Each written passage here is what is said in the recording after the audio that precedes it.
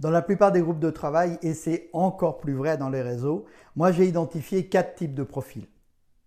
Le premier profil, c'est le béni oui-oui. Généralement, lui, il est d'accord avec tout ce qui se dit, il est d'accord avec les décisions qui sont prises. Alors, c'est une ressource pour l'organisateur, mais parfois, évidemment, ça va manquer de créativité.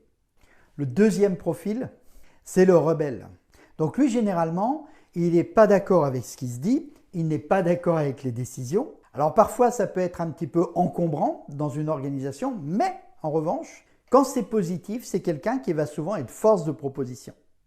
Ensuite, le troisième profil, c'est l'indépendant. Il est dans le groupe, mais il a un pied dehors.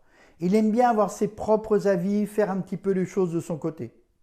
Donc souvent, il amène des idées nouvelles, mais c'est quand même quelqu'un qui va être dans le collectif. Donc le dernier profil, bien c'est le coopératif. Alors on l'adore celui-ci, puisqu'évidemment, lui, il aime bien collaborer, il a des idées, mais en même temps, il est toujours en train de travailler avec le reste de l'équipe.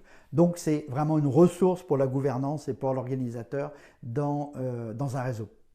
Donc, quelle que soit la taille de votre organisation, évidemment, vous rencontrerez ces 4 profils. Mais ce qu'il faut bien comprendre, c'est que chacun d'entre nous passe par ces 4 étapes-là. Et il y a des endroits où on est plutôt rebelle, d'autres plutôt coopératifs, d'autres plutôt indépendants et d'autres plutôt béni oui-oui. Ça dépend des situations, de notre état d'esprit. Donc, tous les profils sont à accueillir dans notre organisation.